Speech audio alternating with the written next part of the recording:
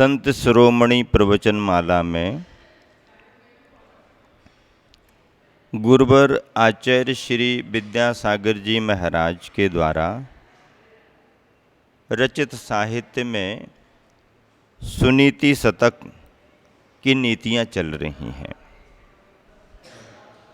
नीतियों की ज़रूरत तो सभी जगह होती है।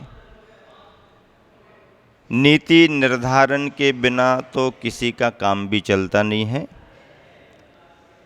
घर परिवार व्यापार धंधे से लेकर के लौकिक कोई भी कार्य ऐसे संपन्न नहीं हो पाते जिनमें किसी तरह का नीति निर्धारण ना हो। और पारमार्थिक क्षेत्र में भी नीतियों की ज़रूरत पड़ती है, क्योंकि परमार्थ का क्षेत्र सम्यक नीतियों से भरा हुआ है। और सबसे बड़ी बात तो ये कि मोक्ष मार्ग की चर्चा जब भी करते हैं, धर्म मार्ग की चर्चा जब भी करते हैं, तो धर्म मार्ग के नायक को नेता कहा जाता है, धर्म का नेता कहा जाता है। तो धर्म के नेता का निर्धारण भी नीतियों से ही होता है। मोक्ष मार्ग के नायक नीतियों के द्वारा ही होते हैं। मोक्ष मार्ग के वो नायक इसलिए बनते हैं कि भव्य आत्माओं को कल्याण करने के लिए नीतियों का निर्धारण करते हैं।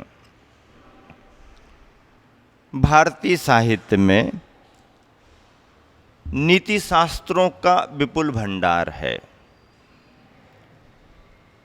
जैनेतरों में भी नीति काव्य, नीति शास्त्र, सम्यक नीतियों का निरूपण, कवियों ने दोहे भी नीतियों के बनाए। दोहों में लोक रीतियाँ, लोक नीतियाँ बहुत रखी। चाणक्य, जो कि भारत के अर्थशास्त्र का कौटिल्य माना गया है, उसने स्वयं चाणक्य नीतियों का निर्माण किया। नीतियाँ तो सभी जगह आवश्यक होती हैं। नीति और रीति साफ होती है तो फिर हमारा जीवन भी ठीक होता है। और नीति और रीति को साफ सफाई के द्वारा बताने के लिए गुरुवर आचार्य जी ने सुनीति शतक तैयार किया है। कल के दिन दो नीतियों के माध्यम से बात आगे बढ़ी थी। प्रमाण और नय की चर्चा थी। प्रमाण समग्रता का सूचक है, नय उसके सहयोगी होते हैं। नयों की विवक्षा अलग अलग दिखाई देती है। दोनों नयों के कथन में भिन्नता हो सकती है, पर दोनों नय प्रमाण के अस्तित्व को स्वीकारते भी हैं और सहयोगी भी बनते हैं। सुखों की बात हुई थी, तो किस किस में किस किस तरह का सुख श्रेष्ठ है, ये चर्चा हुई थी। आज एक अगली नीति आप सबके बीच में रखी जा रही है, और नीति त्याग की वृत्ति, त्याग के स्वरूप को लेकर के है। आचार्य जी ने नीति लिखी है, विमुक्त संगा मनसा रमन्ते तत्रैव चेद ये नस्य भवन्ति मुच्यन्ति ये यद्यपि कंचुकं वै नोपन्नगा निरे गरली भवन्ति। बहुत बढ़िया उदाहरण दिया है, इसमें विषय भी रखा है। जो परिग्रह का त्याग करने वाले साधक जन हैं, चेत यदि वे मनसः मन से तत्रैव रमन्ते, उसी परिग्रह में रमते हैं, लीन रहते हैं, तो गुरुवर आचार्य श्री कह रहे हैं ना शिबी भवंती, उनको मोक्ष की प्राप्ति नहीं हो सकती। क्यों? आचार्य श्री ही नहीं कह रहे हैं, ये तो जैन सिद्धांत ही कह रहे हैं। आचार्य प्रवर कुंद स्वामी का संपूर्ण अध्यात्म कह रहा है। अष्टपाहुड़ में बहुत बड़ी बड़ी गाथाएं आचार्य कुंद कुंद स्वामी ने लिखी हैं। समय सार जैसे महान ग्रंथ में आचार्य कुंद कुंद स्वामी ने उसी सिद्धांत को आगे बढ़ाया है। और आचार्य कुंद कुंद स्वामी तो कहते हैं कि नग्नता के बिना मोक्ष का मार्ग नहीं है, तो उसी के साथ कह रहे हैं कि नग्नता ही मात्र मोक्ष का मार्ग नहीं है। नग्नता के बिना मोक्ष का मार्ग नहीं है, तो अकेले नग्नता भी मोक्ष का मार्ग नहीं है। आचार्य कुंद कुंद स्वामी तो व्याख्या कर ही रहे हैं। जब गुरुवर आचार्य श्री संघ में स्वाध्याय कराते हैं तो समाज का स्वाध्याय गुरुवर का अलग रहता है, समाज को समाज के हिसाब से मार्गदर्शन मिलता है। और जब व्यक्तिगत संघ का स्वाध्याय होता है तो गुरुवर आचार्य श्री कितनी सूक्ष्मताओं से विश्लेषण करते हैं, स्वाध्याय कर करके संघ और हम लोग सब दंग रह जाते हैं। इसलिए आचार्य श्री बार बार दीक्षाओं के प्रसंग में दीक्षार्थियों को कहते हैं। एक बार तो आचार्य श्री ने इतना कहा, हम लोग भी उस समय मौजूद थे, कि देखो बाहर से जो भी जितना भी दिया जा सकता था वह हमने तुम लोगों को दे दिया। बाहर से जो भी जितना दिया जा सकता था वह तुम्हें मिल गया। अब अंदर का तुम्हें प्राप्त करने की जरूरत है। अंदर का अर्जित तो तुम्ही को करना पड़ेगा। अंदर के लिए हम बाहर से नहीं दे सकते। बाहर का जितना मिल सकता था, आप भाग्यशाली हो, मिल गया, आपका पुण्य का योग था, मिल गया। लेकिन अब इस बाहर के मिलने के साथ साथ अंदर का जो तुम्हारा पुरुषार्थ उपादान रहेगा वह तुम्हारे को मिलेगा। इसलिए एक जगह आचार्य श्री ने अपने विचार प्रकट किए, संभवतः सागर बूंद समय में, उसके लिए हमने संग्रह भी किया है। आचार्य श्री कहते हैं कि दीक्षा दी जा सकती है लेकिन गुणस्थान नहीं। क्या कहा? दीक्षा दी जा सकती है पर गुणस्थान नहीं। गुणस्थान तो तुम्हें अपने परिणामों से प्राप्त करना पड़ेगा। और श्रेष्ठतम मुनि अवस्था के 6वें 7वें गुणस्थान इस कलिकाल पंचम काल के अनुरूप प्राप्त करने के लिए जितना आवश्यक था उतना तुम्हें बाहर से मिल गया। और जिस समय चतुर्थ काल हो और छपक श्रेणी आदि की व्यवस्था हो तो फिर ध्यान में 8वां 9वां 10वां 11वां 12वां गुणस्थान, वो सब तुम्हारे अंतरंग का परिणाम है, अंतरंग का उपादान है। यहाँ पर आचार्य श्री क्या कह रहे हैं कि परिग्रह का त्याग करने वाले जो मनुष्य मन से उसी परिग्रह में रमन करते हैं, लीन रहते हैं, मतलब त्याग कर दिया है पर उसी त्यागी हुई वस्तु में मन अटका हुआ है, मन अटका हुआ है, मन अटका हुआ है, और ऐसा विकल्प या ऐसा विचार बार बार आता है तो फिर उन्हें लक्ष्य की प्राप्ति नहीं हो पाती है।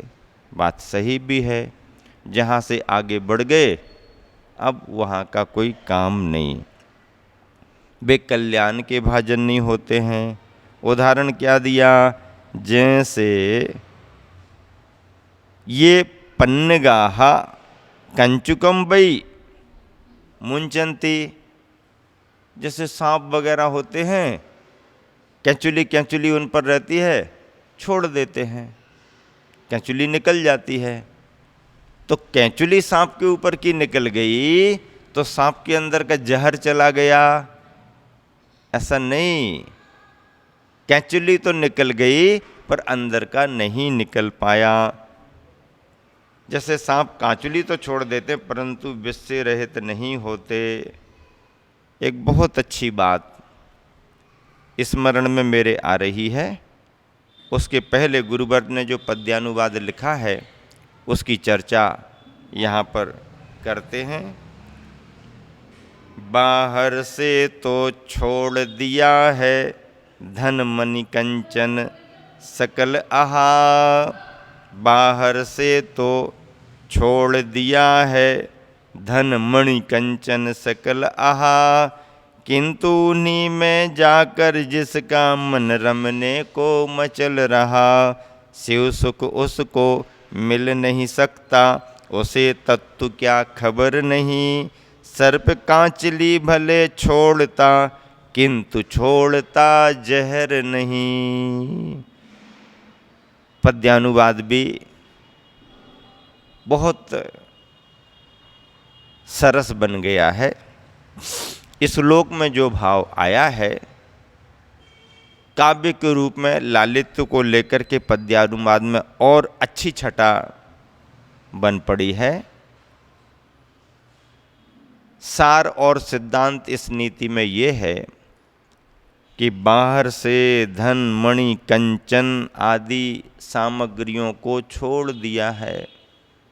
अब देखो इसमें भी अंतर समझना पड़ता है, छोड़ देने में और छूट जाने में अंतर होता है क्यों? छोड़ देने में और छूट जाने में अंतर होता है। छोड़ दिया है तो फिर भी तुम्हारे लिए त्याग के रूप में नंबर मिल सकते हैं। छोड़ दिया है तो त्याग के क्षेत्र में तुम्हारे को नंबर मिल सकते हैं, लेकिन छोड़ा तो नहीं है, छूट गया है।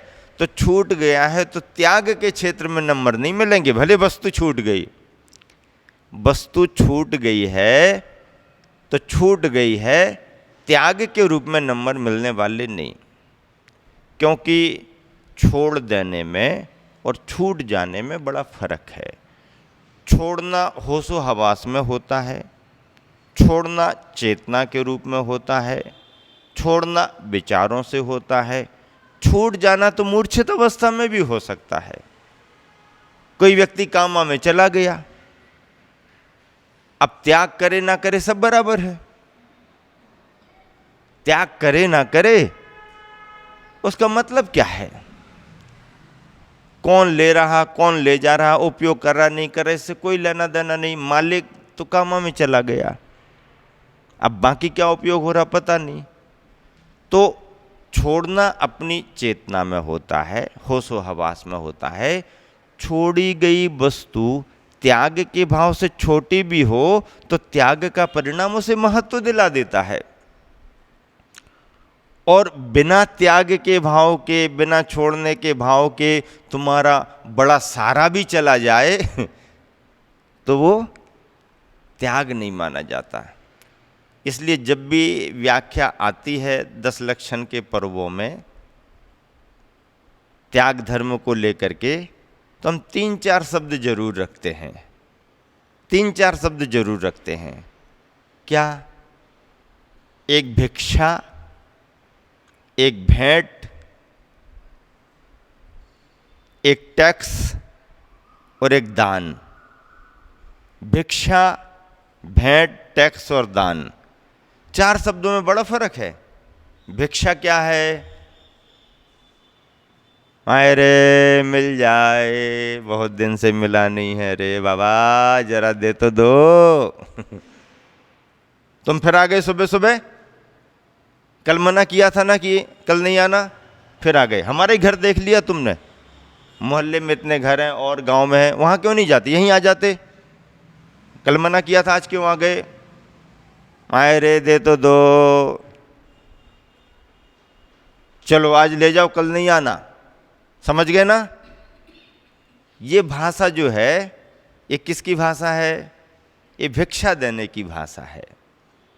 आदर नहीं, बहुमान नहीं, निरादर के साथ, अनादर के साथ आ गया है, अब जा नहीं रहा है, दे दिया, चलो दे दो। ये भिक्षा है। दुनिया देती रहती है, मजबूरी में दे देती है, चलो अनादर के साथ दे देती है, उसकी भी अपनी ज़रूरत है। यदि ज़्यादा हम इन शब्दों को सुनकर के और आवेश में आएंगे तो फिर किसके दरवाजे पर मिलेगा? ठीक है भैया सुना दो, भले सुना दो, लेकिन दे तो दो।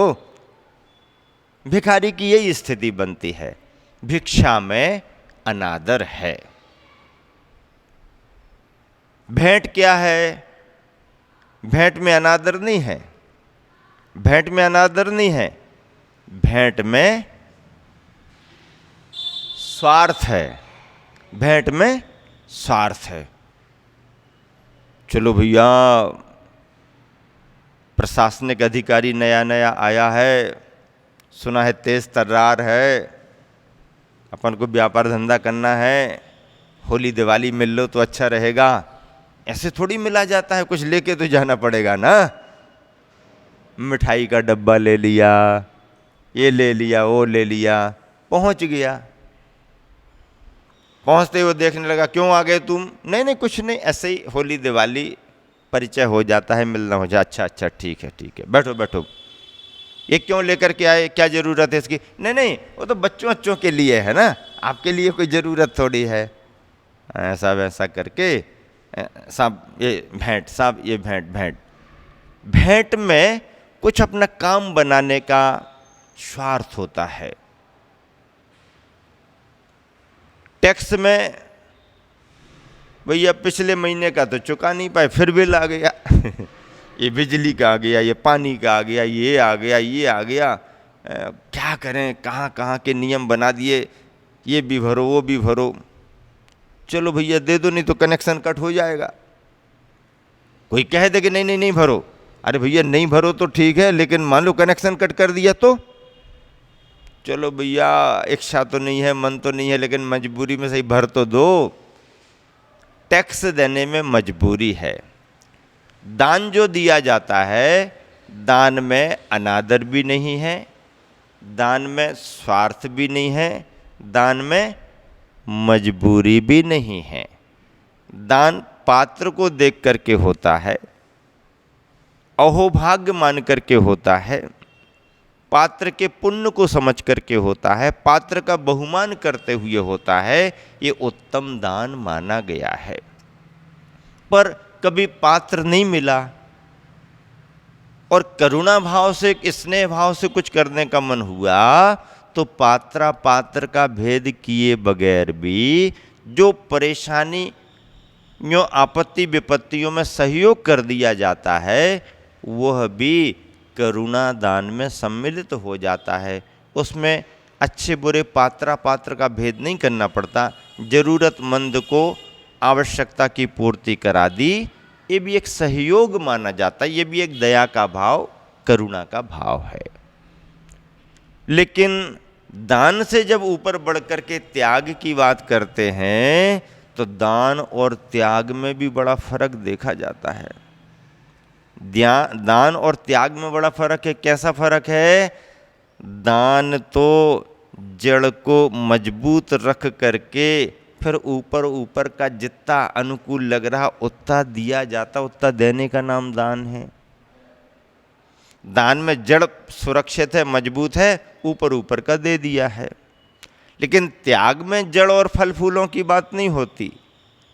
त्याग तो त्याग ही होता है, जो था उसे दे दिया। दान में बचा करके दिया जाता है, त्याग में बचाने का कोई काम ही नहीं रहता है। घरों में ठंड के समय में जब चनों की फसल आती है, तो चने फल लगने के पहले पहले फूल और पत्तियां आती हैं, तो पत्तियों को निकाला जाता है, खोंटा जाता है पत्तियों को, और फिर क्या किया जाता है? निकाल के रख लेते हैं। कोई कहता है कि क्यों निकाल रहे, तो ये कह दिया जाता है कि पत्तियां निकालेंगे तो पौधा और बढ़ जाएगा, उसमें और फिर अच्छी अच्छी पत्तियां आएंगी। तो मतलब कुछ और पाना है तो थोड़ा निकालना पड़ता है, पाने के लिए निकालना पड़ता है। दान अगला संस्कार देकर के जाता है। दान तुम्हारे लिए भविष्य में कुछ ना कुछ दिलाएगा। त्याग भी दिलाता है, पर त्याग में पाने की इच्छा नहीं रहती है। दान तो सोच समझ करके किया जाता है, इतना रख लिया इतना दे दिया। त्याग में इतना रख लिया इतना दे दिया, ऐसा कुछ नहीं होता। जो था छोड़ दिया। बहुत ज़्यादा इकट्ठा करके ही त्याग करें तो अच्छा है, जितना ज़्यादा छोड़ेंगे उतने बड़े त्यागी माने जाएंगे।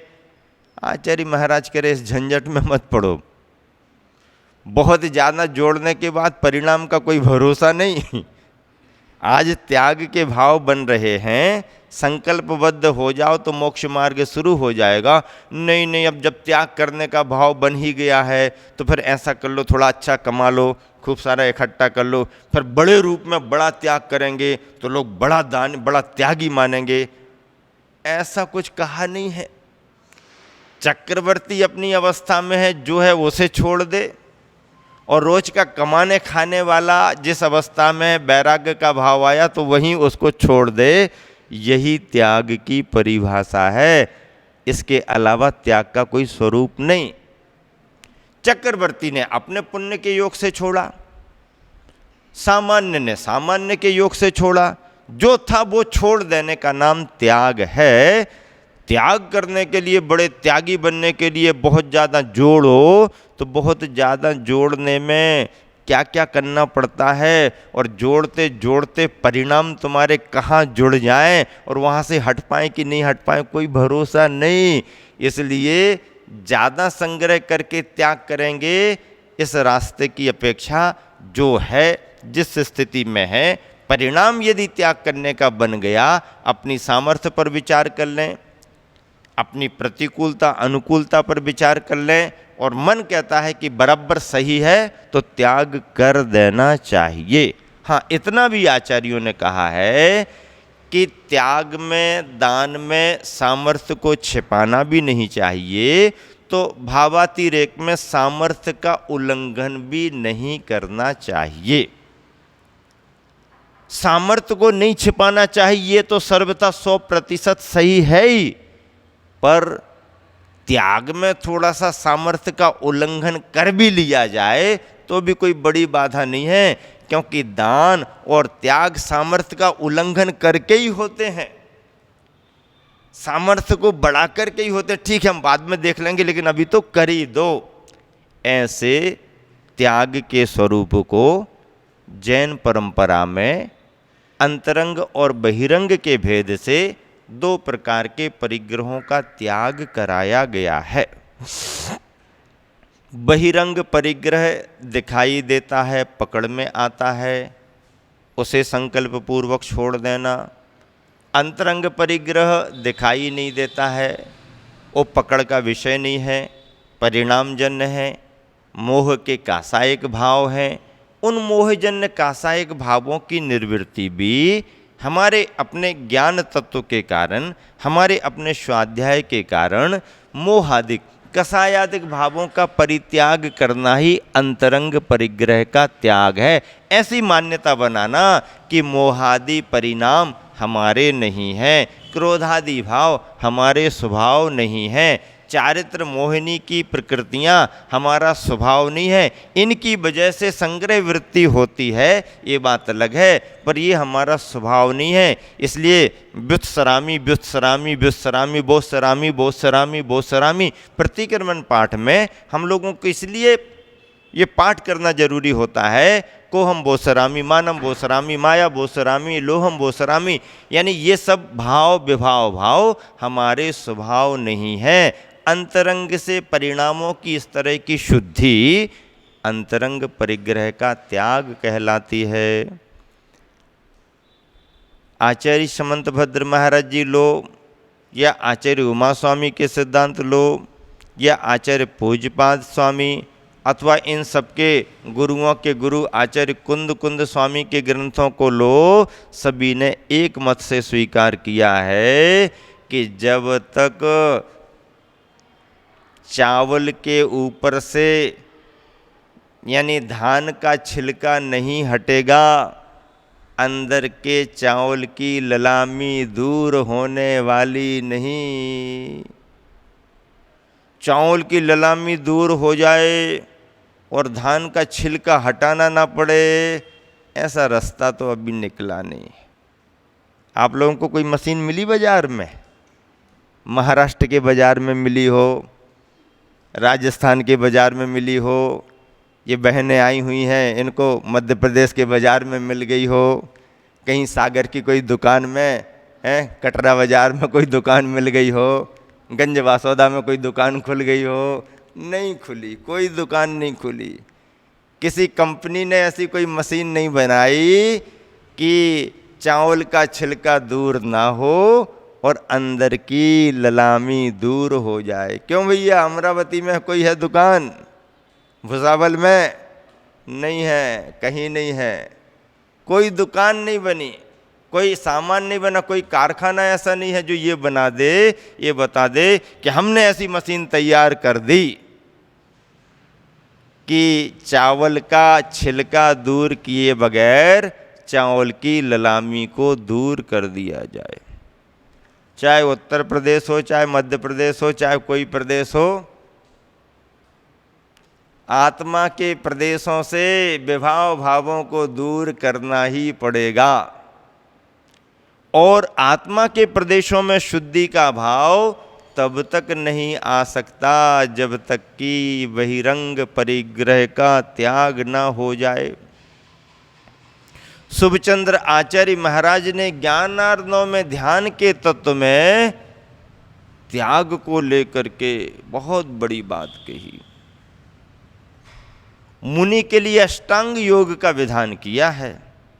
यम, नियम, प्राणायाम, प्रत्याहार, ध्यान धारणा, समाधि आदि आदि, इन सब में बहुत बड़ी बात है, क्योंकि ये योगी का लक्षण है। साधक योगी होता है, अष्टांगों से समन्वित होता है।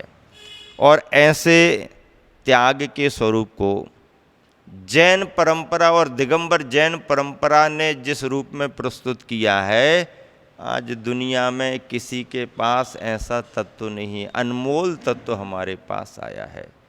हमारे गुरुवर आचार्य श्री तो इस वीतरागता के तत्व की प्रशंसा करते करते कितने प्रमुदित होते हैं, कितने प्रसन्न होते हैं। एक बार का संस्मरण मुझे याद आ गया। गुरुवर आचार्य श्री इरियापद भक्ति में बैठे हुए थे। इरियापद भक्ति वो होती है जो मुनि संग, आर्य का संग, आहारचर्या संपन्न करके वापस आकर के आवागमन संबंधी, आहार संबंधी जो भी जाने अनजाने अतिचार आदि लगे हों तो उनका प्रतिक्रमण करते हैं। पाठ निश्चित है इरियापद का। तो आचार्य श्री के सानिध्य में इरियापद भक्ति होती है, बहुत आनंद आता है। सभी महाराज जी अपना अपना बताते हैं, आज क्या हुआ, ठीक हो गया, अंतराय आया तो कैसे आया, किस रूप में आया, बताना पड़ता है। गुरु आचार्य को बताना संघ की व्यवस्था होती है। आचार्य का शिष्यों पर ख्याल रहता है, स्वास्थ्य का ख्याल रहता है, चर्या का ख्याल रहता है। उनको मान लो विहार करना है, उनको कोई किसी तरीके से कोई कार्यक्रम निश्चित करना है, तो संघ की हर जानकारी को रख करके एक आचार्य महाराज अपने संघ के कार्यों का निर्णय करते हैं। ये संघ की अपनी एक व्यवस्था। और इरियापद का दृश्य तो इतना मनोरम और प्रसन्नतामय दिखता है कि लोग तरसते हैं उस दृश्य को देखने के लिए। पब्लिक को परमिशन नहीं रहती है, खिड़कियों में से झांकते हैं, देखते हैं कैसे महाराज जी बता रहे, आचार्य श्री कैसे पूछ रहे। आचार्य श्री मनोविनोद करते हैं बीच बीच में। नए नए महाराज जी हैं तो कभी कभी स्वास्थ्य बिगड़ता है, कमजोरी आती है, प्रतिकूलता होती है, तो मनोरंजन के रूप में उनका प्रोत्साहन करते हैं। हाँ हाँ ठीक है ठीक है, मौसम बहुत गर्म था ना, मौसम बहुत गर्म था, आपको जमा तो ना, मौसम गर्म था, मौसम भले गर्म हो पर इसको गर्म नहीं होने देना, ऐसा आचार्य श्री कह देते हैं। मौसम भले गर्म हो, इसको ठंडा रखना पड़ता है, ठंडा, अपनी मशीन ठंडी रखो, मौसम अपना काम करेगा, ऐसा करते। एक बार ऐसा हुआ कि आचार्य श्री भक्ति कर रहे, पूरा संघ भक्ति कर रहा, और भक्ति के बीच में आचार्य श्री के चेहरे पर बहुत मुस्कान दिख रही। एक दो बार हम लोगों का ध्यान चला गया कि आचार्य श्री आज पाठ करते करते कुछ प्रसन्नता महसूस ज़्यादा कर रहे। भक्ति हो गई, आशीर्वाद दे दिया। हम लोगों का थोड़ा सा ऐसा स्वभाव भी था कि गुरुवर के अंदर के भावों को सुनने मिले, उनकी प्रसन्नता जो दिख रही उसका कारण क्या है समझने को मिले। तो ऐसा करते हुए हमने पूछा, आचार्य श्री भक्ति के समय में आप प्रसन्न कुछ हुए थे, उसका कारण क्या है, मुस्कान आई थी, कारण क्या? अरे बोले बहुत आनंद आ रहा था। क्या आनंद आ रहा था आचार्य श्री, क्या आनंद आ रहा? जो आनंद तुम लोगों को नहीं आ सकता है वो मुझको आ रहा था। आचार्य श्री क्या आनंद है बताओ? आचार्य श्री कहते तुम लोग क्या देखते हो, तुम लोग क्या देखते हो, भक्ति करते समय तुम्हें क्या दिखता है? हमने कहा आचार्य श्री हम लोग भक्ति करते हैं और गुरुवर सामने बैठे दिखते, हमको बहुत प्रसन्नता होती कि गुरुवर सामने है, वीतरागी मुद्रा, और हम लोग आपका स्वरूप देखते हैं और भक्ति करते हैं। अरे बोले तुम समझते नहीं हो, तुमको तो एक ही देखते हैं, मुझको देखो कितने वीतरागी, कितनी वीतरागी मूर्तियाँ एक जैसी दिखाई दे रही, एक जैसी वीतरागी मूर्ति दिखाई देती, कितनी प्रसन्नता होती होगी। तो आचार्य श्री क्या सोच रहे थे आप? बोले मैं ये सोच रहा था कि जैसे महाराज यहाँ बिल्कुल पास पास बैठे हुए हैं, एक सी मुद्राएं हैं, ऐसे ही तो सिद्धालय में सिद्ध भी ऐसे ही मुद्राओं में बैठे रहते हैं, एक सा स्वरूप। जो स्वरूप तुम सबका मुझको यहाँ से दिखाई देता है, वो स्वरूप तुमको वहाँ से दिखाई नहीं दे सकता। इस बात की मुझे प्रसन्नता हो रही थी।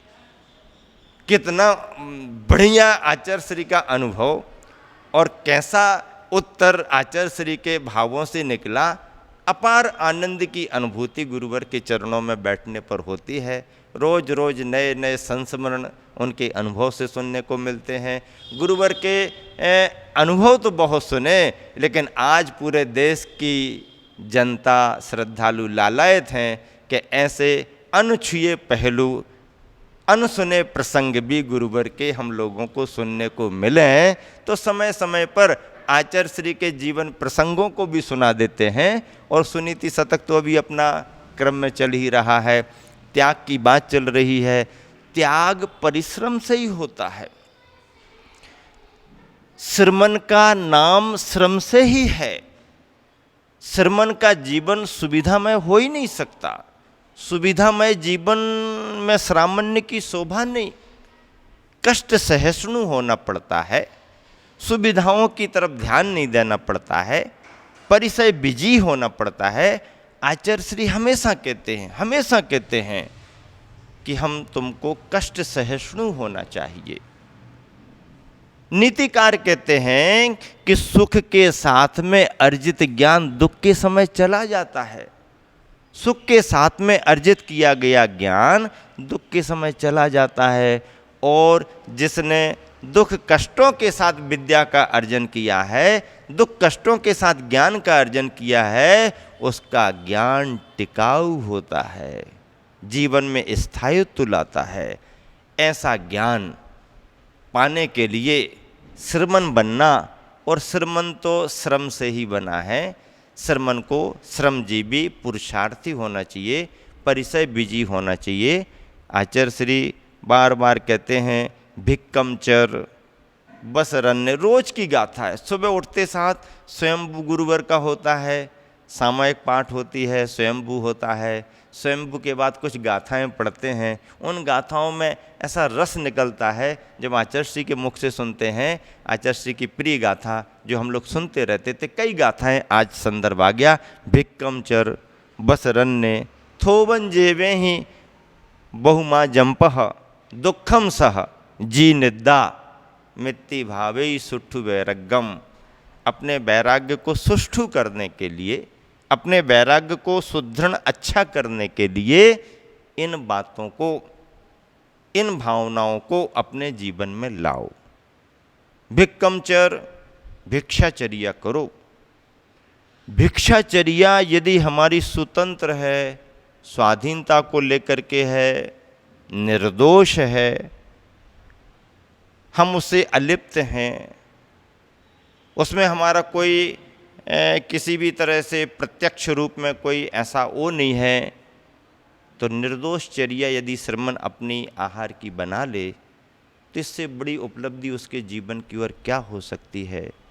चर्या के पीछे लोग कितनी कितनी कितनी क्या क्या करते हैं।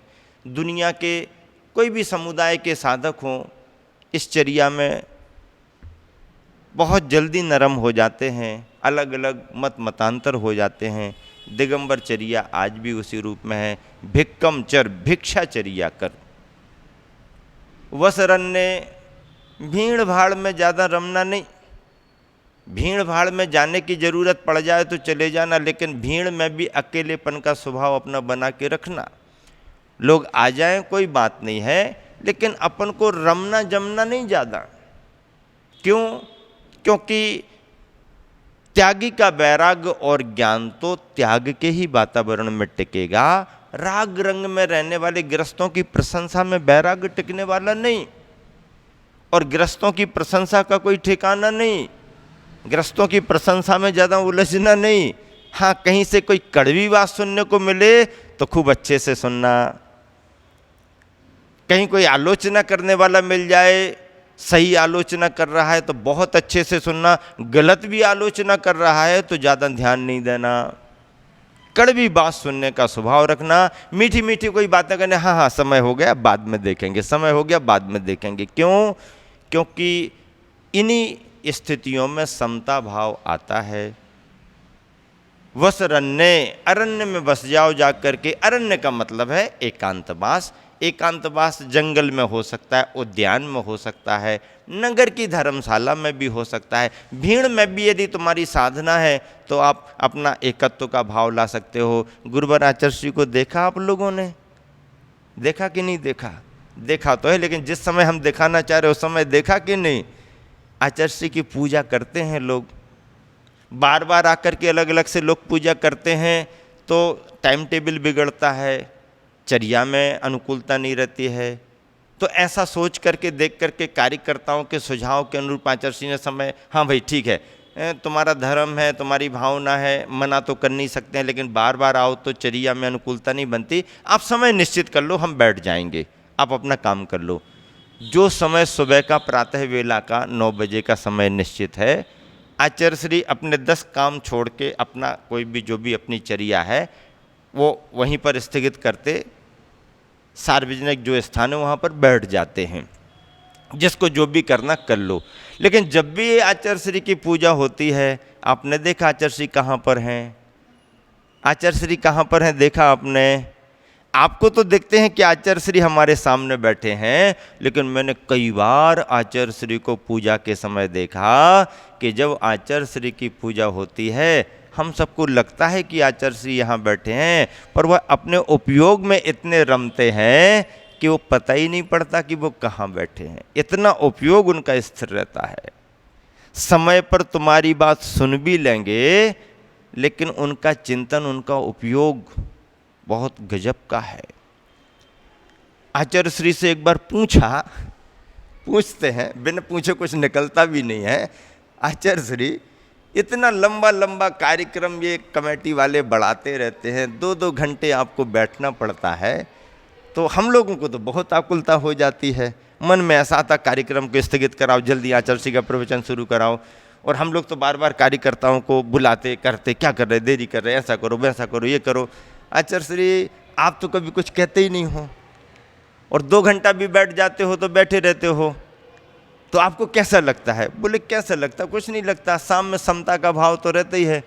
तो भी क्या करते आचार्य श्री?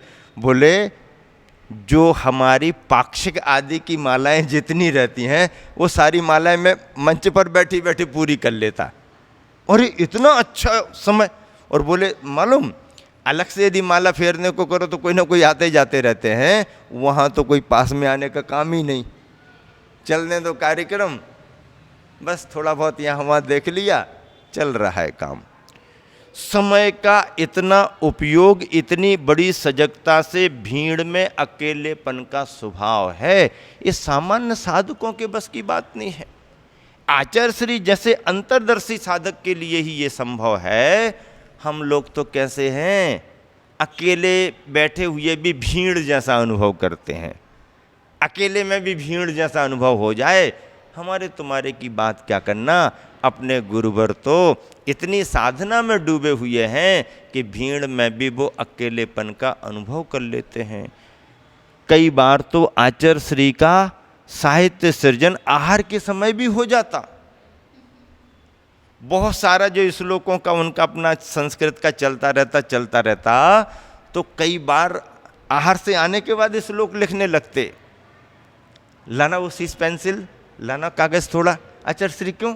अरे वो थोड़ा सा वो लिखना है। अच्छा आचार्य श्री कब? अरे वो आहार में ही चिंतन चल गया। आहार में ही चिंतन चल गया तो आहार में यहाँ बराबर ऐषणा समिति चल रही है, बराबर लोगों के अनुसार ऐषणा समिति पर ध्यान है, पर ऐषणा समिति पालते हुए भी साधक अपने उपयोग को अपने चिंतन में स्थिर कर सकता है। यही गजब की बात है। देखते हुए भी नहीं देखने के बराबर की स्थिति जो स्टोपदेश में वो यहाँ घटित होती है। बोलते हुए भी नहीं बोलते हुए भी, चलते हुए भी नहीं चलते हुए भी। ब्रुवन् अपि ही न ब्रूते, गच्छन् अपि न गच्छति, पश्यन् अपि न पश्यति, स्त्रीकृत आत्म तत्वस्तु पश्यन् अपि न पश्यति। मतलब देखते हुए भी ना देखने के समान, चलते हुए भी ना चलने के समान, बोलते हुए भी ना बोलने के समान। गजब की बात है। बात पूरी कर ली, उपयोग डाइवर्ट नहीं हो पाया। देख पूरा लिया लेकिन उपयोग डाइवर्ट नहीं हुआ। आहारचर्या कर रहे हैं, हो सकता कोई चिंतन आगे बढ़ जाए और साधक अपने क्षयोपशम बल से उस कार्य को भी संपन्न कर ले। ये कुशलता, ये विशेषता गुरुवर आचार्य श्री की है। और इन्हीं विशेषताओं से तो हम सारे शिष्य हजारों किलोमीटर दूर भी क्यों ना हो बंधे हुए रहते हैं, बंधे हुए रहते हैं। आचार्य श्री कहते हैं पतंग कितनी दूर क्यों ना चली जाए, चिंता नहीं करना, डोर तो उड़ाने वाले के हाथ में है। डोर तो उड़ाने वाले के हाथ में है। चले जाओ, कोई कर्नाटक चले गए, कोई महाराष्ट्र चले गए, कोई राजस्थान चले गए, कोई एमपी में है, कोई गुजरात में है, कोई दिल्ली में है, कोई हरियाणा में है, क्या फ़र्क पड़ता है। चले जाओ, कोई भी चले जाओ, कहीं भी चले जाओ। वो गए भी तो गुरुवर की डोर की ढिलाई मिली तभी तो गए ना। डोर में ढील मिली तो पतंग चली गई। पतंग भले ही कहीं चली जाए लेकिन चिंता की बात इसलिए नहीं है कि पतंग की डोर कहाँ है बोलो।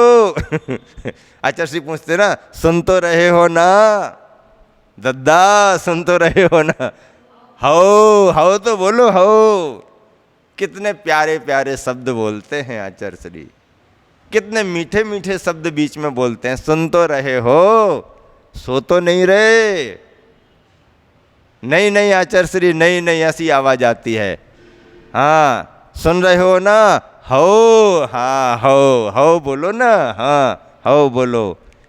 इतने प्यार भरे शब्द जब पब्लिक को मिल जाते हैं तो फिर रहने को कमरा मिला हो या ना मिला हो, भोजनशाला में भोजन का इंतजाम हुआ हो या ना हुआ हो, रहने को पंडाल में जगह मिली हो या ना मिली हो, बैठने को आगे पीछे कहाँ जगह मिली नहीं मिली, आने में कितनी गर्मी सर्दी लगी, सब भूल जाते हैं लोग, सब भूल जाते हैं।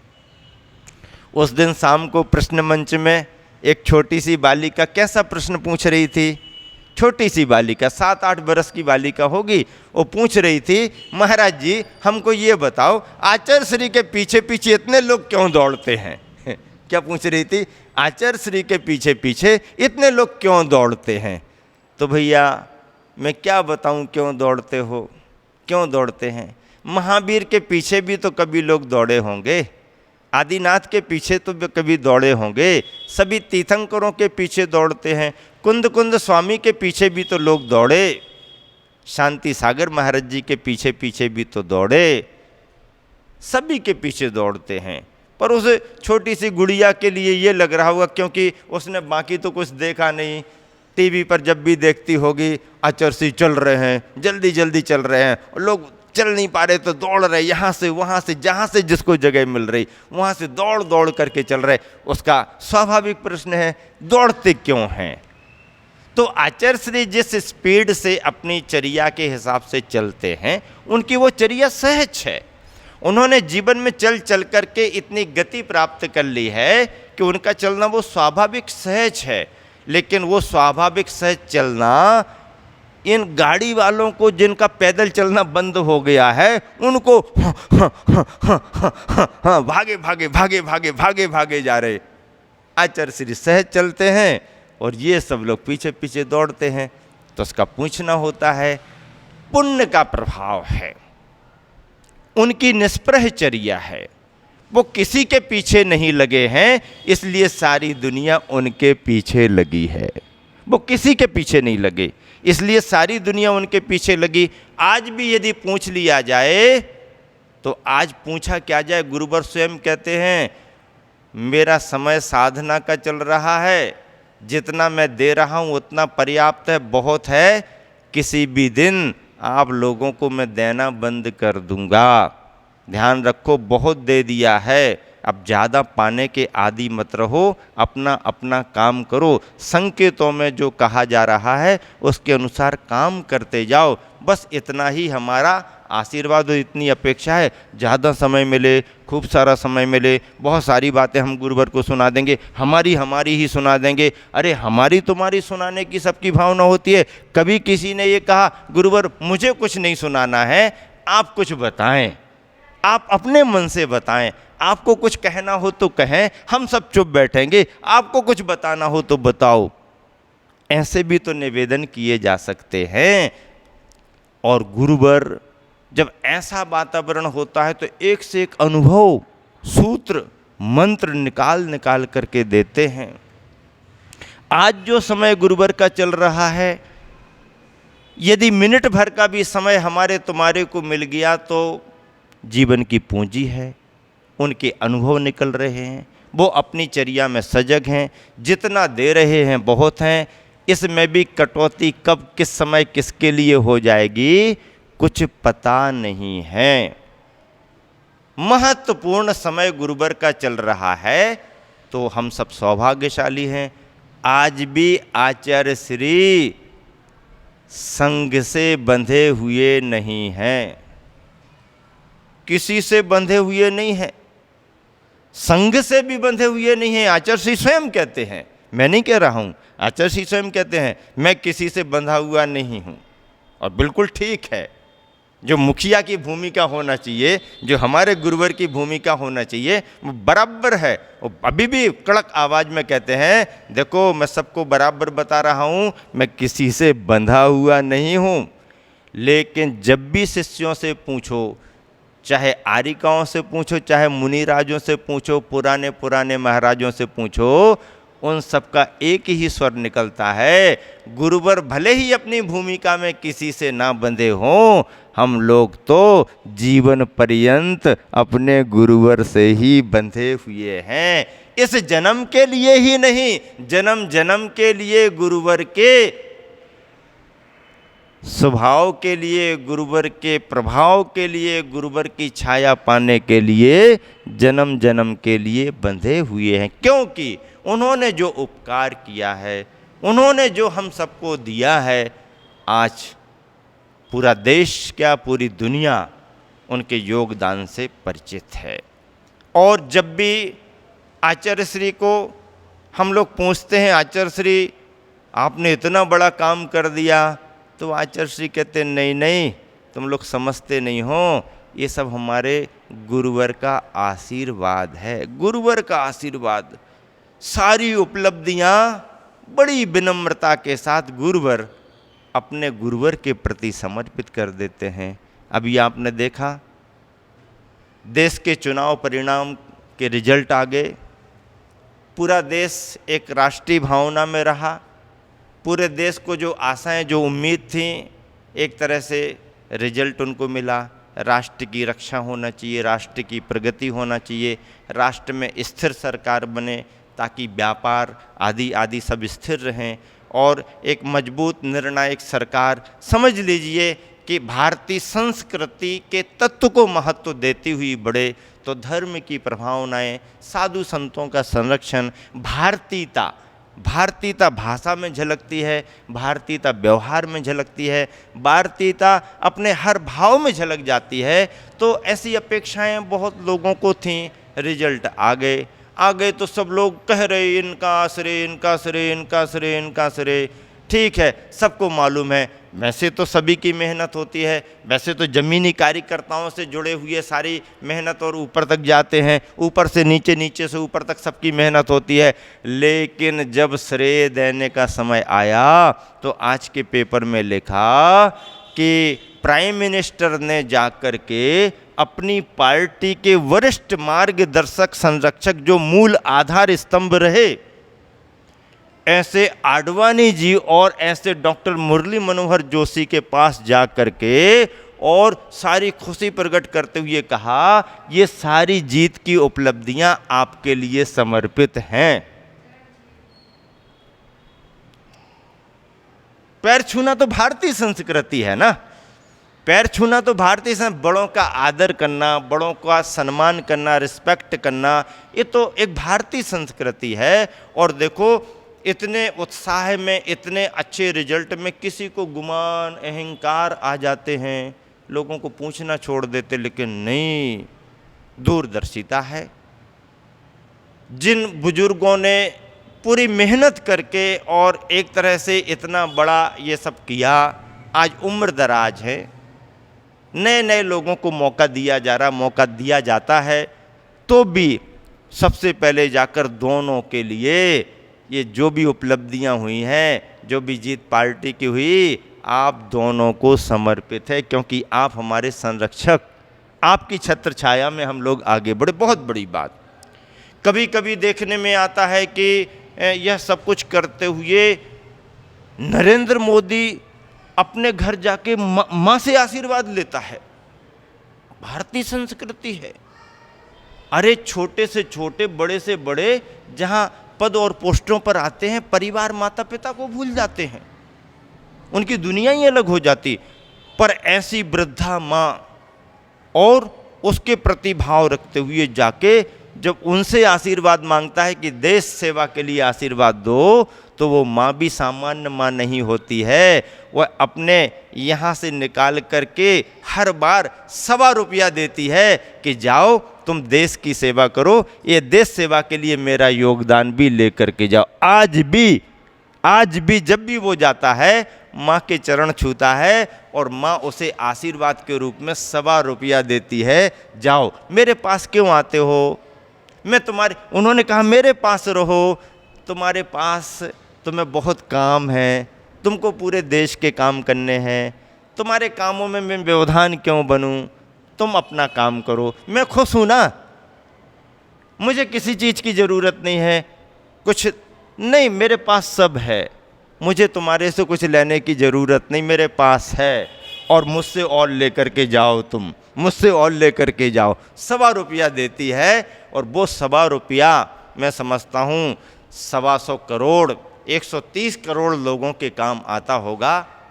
क्या राष्ट्रीयता है, क्या भारतीयता है, क्या माता पिता के प्रति सम्मान। यही वातावरण, यही कल्चर साथी से पुण्य को बढ़ाता है, साथी से पुण्य को बढ़ाता है, साथी से पुण्य को बढ़ाता है, ये सब आता है। और ऐसे ऐसे बढ़ते हैं। तो जितनी उपलब्धियां हों और वो हम अपने से बड़ों को श्रेय के रूप में दें, तो हमारा पुण्य बढ़ता है। हमारे गुरुवर आचार्य श्री जब कभी भी कोई बड़े बड़े समारोह होते हैं, कार्यक्रम सफल होता है, तो कहते हैं नहीं गुरुवर आपके आशीर्वाद, नहीं नहीं नहीं नहीं, जो भी है वो आप कहो, लेकिन मैं तो समझता हूँ मेरे गुरुवर आचार्य ज्ञान सागर जी महाराज जी के आशीर्वाद से ये सारा संपन्न हो रहा है। गुरुवर का, अपने गुरुवर के प्रति कितना समर्पण भाव आज हम लोगों को बांधे रखता है।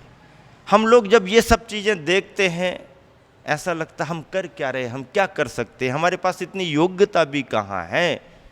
पर गुरुवर ने जिस सांचे में संघ को ढाला है और जिस सांचे में स्वयं ढले हैं, वाकई में आज इस कलिकाल पंचम काल में निरालापन है। और ये निरालापन गुरुवर की अपनी विशेषताओं में सम्मिलित है। ऐसे गुरुवर चाहे संग कहीं भी हो, उनकी डोर आचार्य श्री के हाथ में रहती है, और आचार्य श्री के हाथ में हमारी, तुम्हारी, हम सब की डोर है। ये हमारे लिए प्रसन्नता का विषय है और निश्चिंतता का भी विषय है। निश्चिंतता का विषय इसलिए है कि हमारी डोर हमारे गुरुवर के हाथ में है। प्रसन्नता का विषय इसलिए है कि हम सौभाग्यशाली हैं, हमारी डोर हमारे गुरुवर आज भी संभाले हुए हैं। ऐसे गुरुवर ने साहित्य के क्षेत्र में जो नीतियाँ लिखी हैं, अद्भुत अद्भुत हैं। त्याग का अपने आप में बड़ा स्वरूप है।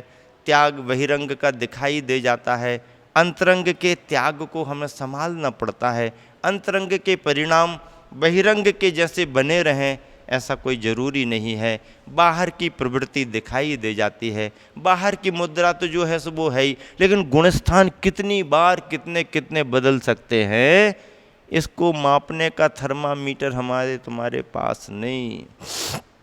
इसलिए आचार्य श्री नीति में कह रहे हैं कि यदि आपको त्याग का सच्चा अनुभव करना है तो बहिरंग त्याग के साथ साथ अंतरंग त्याग भी करना पड़ेगा।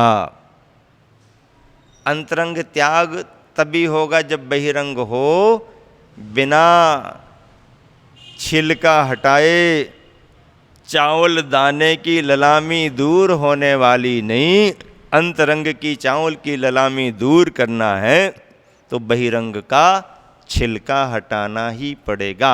बाह्य 10 प्रकार के परिग्रहों का त्याग कर अंतरंग के परिणामों की शुद्धि ही अंतरंग का परिग्रह त्याग माना जाता है। मोह का भाव, विभाव भावों को अपना मानना, कसाय भावों के रूप में अपनी मान्यता रखना, यह अंतरंग परिग्रह माना गया है। और इन कासायिक भावों से अपनी निवृत्ति हो और परिणाम में निर्मलता आए तो हमारा अंतरंग परिग्रह का त्याग माना जाता है। ऐसे अंतरंग परिग्रह के महत्व को रखते हुए गुरुवर कहते हैं कि सर्प बाहर से कांचुली भले छोड़ दे, लेकिन अंदर से यदि जहर नहीं छोड़ा तो उसका त्याग नहीं माना जा सकता है। मुझे शांति सागर जी महाराज जी के समय का एक उदाहरण याद आ गया। आचार्य शांति सागर जी महाराज जी बिहार करते हुए जा रहे थे। एक गांव से बिहार होने वाला था। गांव के श्रद्धालु जैनेतर बंधु गुरुवर के संग के दर्शन करने आए। गांव के बाहर एक साधु भी बैठता था। साधु अपनी साधना करता था। उसने भी समाचार सुना, वो भी संग के दर्शन करने आया। महाराज जी को देख करके बहुत प्रसन्न हुआ। महाराज जी की चर्या उसने देखी, बहुत खुशी हुई। महाराज जी से प्रभावित हुआ, उपदेश भी उसको सुनने मिला। महाराज जी का बिहार होना था। वो जिस जगह जिस रास्ते पर अपनी कुटिया बनाए हुआ था, झोपड़ी, उसी रास्ते से सामने से बिहार होना था। उसके मन में आया, महाराज जी गांव में तो रुके, हमारे यहाँ से निकलेंगे, थोड़ी देर हम अपनी कुटिया में भी गुरुवर को विराजमान कराएंगे।